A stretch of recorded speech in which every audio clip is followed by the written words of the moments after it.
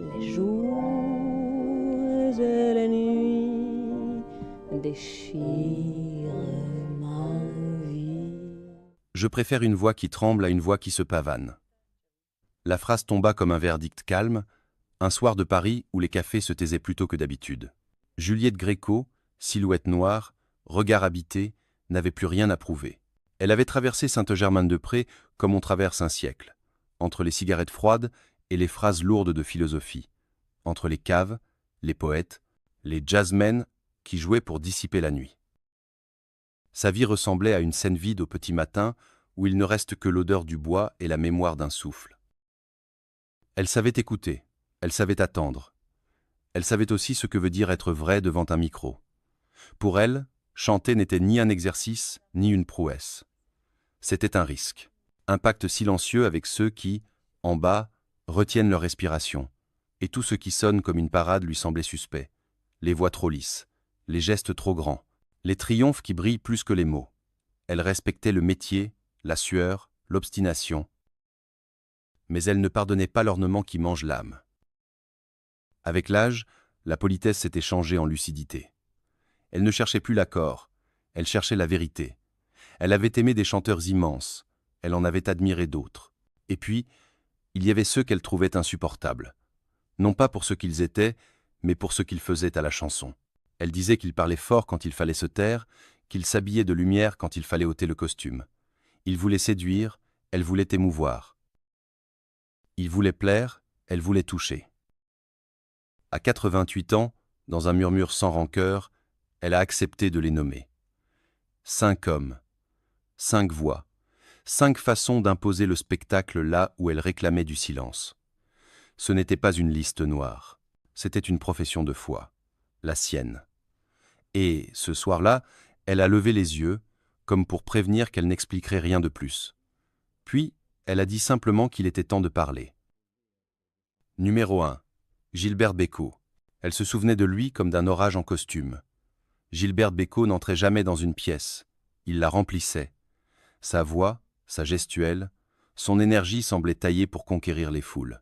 Juliette, elle, observait, en retrait, comme on contemple un feu d'artifice, impressionnée, mais déjà fatiguée par l'éclat.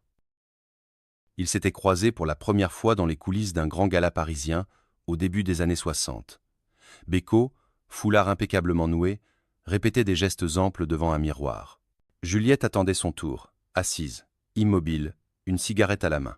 Quand il vint lui adresser la parole, ce fut avec la même intensité qu'il mettait dans ses refrains, rapide, expansif, presque assourdissant. Elle sourit, polie, mais sentit que quelque chose, dans cette façon de combler l'espace, lui échappait. Ce qui la dérangeait, ce n'était pas le talent qu'elle reconnaissait sans détour, mais cette volonté constante de séduire.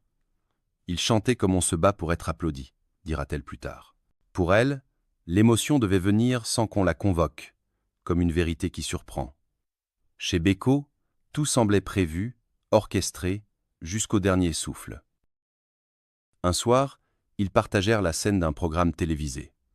Après sa performance à elle, sobre, tendue, presque chuchotée, Bécaud arriva en courant, frappa dans ses mains, harangua le public. L'ovation fut immédiate. Juliette, en coulisses, murmura pour elle-même. « Ce n'est pas la chanson qui gagne, c'est le spectacle. » Ils ne travaillèrent jamais ensemble. Non par animosité, mais par lucidité. Elle savait qu'ils venaient de deux mondes qui ne se rencontreraient jamais. Et, comme elle le confia dans une interview, il avait besoin du bruit, moi du silence. Depuis ce jour, ils ne se sont plus jamais regardés comme avant, et ils n'ont plus jamais partagé la même scène. Numéro 2. Johnny Hallyday. Johnny Hallyday, c'était l'orage qui traversait la chanson française avec des riffs de guitare et des éclairs de lumière. Pour toute une génération, il était l'idole. Pour Juliette Gréco, il restait un mystère et parfois une énigme impossible à apprivoiser. Elle l'avait vu pour la première fois dans un couloir de studio à la fin des années 60. Lui, blouson de cuir, sourire désarmant, entouré d'une petite foule qui riait trop fort. Elle, robe noire, regard fixe, avançant comme une ombre tranquille au milieu du tumulte. Johnny avait ce charme instinctif qui appelle les regards, cette façon de parler comme s'il chantait déjà. Mais pour Gréco, Tout cela ressemblait trop à une parade. Ils partagèrent un plateau de télévision peu après. Juliette se souvient d'avoir observé sa prestation depuis l'ombre des coulisses.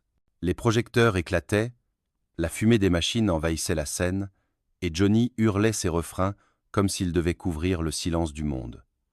Le public l'adorait, mais Juliette, elle, cherchait autre chose. Il chantait comme on se cache derrière le bruit, confiera-t-elle plus tard. Lors d'une conversation en coulisses, Johnny, amusé, lui lança « Vous devriez faire du rock, ça réveillerait vos chansons ». Elle répondit sans lever les yeux. « Et vous, vous devriez essayer le silence, ça réveillerait votre vérité ». Entre eux, ce fut toujours cordial. Mais une distance subtile demeurait, comme deux lignes parallèles refusant de se croiser. Juliette admirait son endurance, son dévouement à son public. Mais elle ne supportait pas ce besoin constant d'éblouir, de remplir chaque seconde d'un geste, d'un cri, d'un éclat. Il vivait pour l'ivresse de la foule. Moi, pour la solitude partagée, écrira-t-elle dans un carnet. Depuis, ils ne se sont plus jamais retrouvés sur la même affiche, et jamais leurs univers n'ont trouvé un pont commun. Numéro 3. Michel Sardou. Avec Michel Sardou, ce n'était pas une histoire de style ou de technique. C'était une question de regard sur le monde. Juliette Gréco, façonnée par Saint-Germain-des-Prés, nourrie de liberté et de pensée critique, ne pouvait pas ignorer certaines paroles tranchantes, certaines positions publiques qui, à ses yeux, claquaient comme des portes fermées. Elle l'avait croisé à plusieurs reprises dans des émissions de variété au tournant des années 70. Sardou arrivait toujours droit au but, costume impeccable, voix assurée, gestes précis. Il parlait avec la même autorité qu'il chantait, comme si chaque phrase devait convaincre. Juliette, elle, écoutait en silence, mais sentait un décalage profond. Deux conceptions de la chanson, deux façons de s'adresser au public. Un soir, après un enregistrement, une discussion s'engagea autour de la table. On parlait de l'engagement des artistes, de la responsabilité des mots. Sardou défendait l'idée que la chanson devait refléter la vérité telle qu'on la voit, même si elle dérange. Juliette répliqua doucement. « Ce n'est pas la déranger qui est difficile, c'est la caresser jusqu'à ce qu'elle se révèle. » Elle reconnaissait sa puissance vocale, sa discipline de scène. Mais ce qu'elle ne supportait pas, c'était cette frontalité implacable, ce refus de laisser l'ombre travailler avec la lumière. Il posait ses vérités comme des murs, moi je les voulais comme des fenêtres, dira-t-elle plus tard. Leur désaccord ne fut jamais public, mais il était là, palpable, chaque fois que leurs chemins se croisaient. Sardou incarnait une France solide, affirmée. Gréco portait une France questionneuse, hésitante, poétique. Et entre ces deux visions, il n'y eut jamais d'alliance. Après leur rare rencontre, Juliette se disait souvent qu'il n'y avait rien à réparer, parce que rien ne s'était brisé. Simplement, ils n'avaient jamais marché sur le même chemin. Numéro 9. Charles Aznavour. Avec Charles Aznavour, le lien fut plus complexe. Juliette l'admirait, profondément. Elle reconnaissait en lui l'un des artisans les plus exigeants de la chanson française, un homme qui polissait ses textes comme on taille un diamant. Mais derrière cette admiration, il y avait aussi une gêne, une distance qu'elle n'a jamais su combler. Leur première rencontre remonte aux années 50, dans un cabaret enfumé de la rive gauche.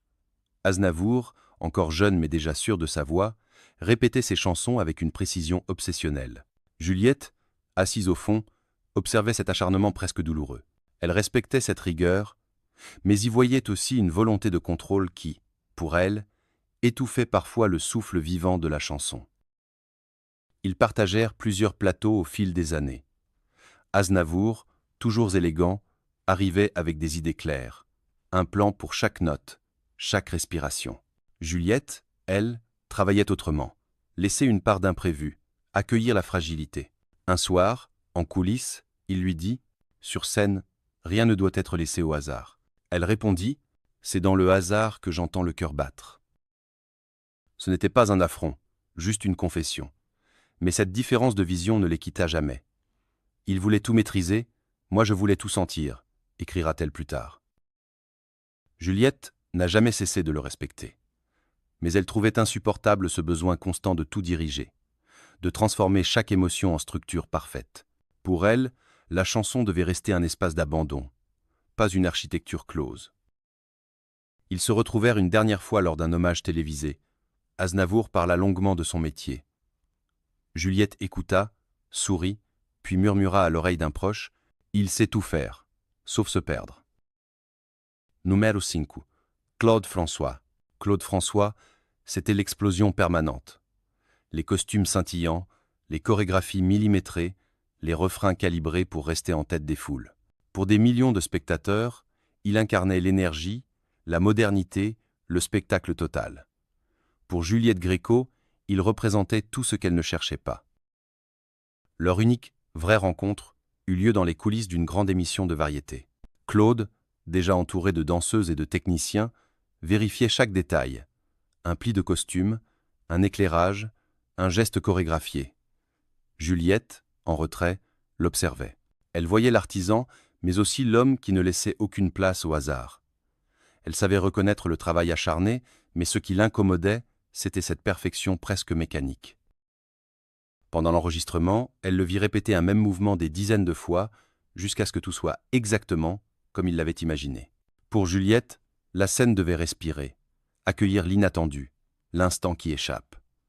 Claude, lui, semblait vouloir enfermer chaque seconde dans un écrin de contrôle absolu. Après la diffusion, un journaliste lui demanda ce qu'elle pensait de « Clo-Clo ». Elle répondit simplement « Il faisait danser la France. Mais moi, je cherche ceux qui la font réfléchir. » Ce n'était pas de la condescendance, juste une autre idée de l'art. Il vendait des éclats de lumière. Moi, je voulais des ombres qui parlent, écrira-t-elle plus tard dans un carnet. Ils ne se recroisèrent presque plus. Deux univers, deux rythmes, deux vérités. Et Juliette savait que, même si elle pouvait apprécier la joie qu'il donnait aux autres, elle ne pourrait jamais se perdre dans un monde où chaque battement de cœur est chorégraphié. Juliette Gréco n'a jamais dressé de liste pour juger ou condamner. Elle ne cherchait pas à effacer ces hommes de la mémoire de la chanson française. Ils avaient chacun leur public, leur lumière, leur rôle dans l'histoire. Mais à ses yeux, ils portaient en eux quelque chose d'incompatible avec sa façon de vivre l'art. Pour elle, chanter n'était pas séduire, ni remplir un vide avec des gestes et des effets. C'était habiter un silence, oser le laisser durer, jusqu'à ce qu'une vérité se dévoile.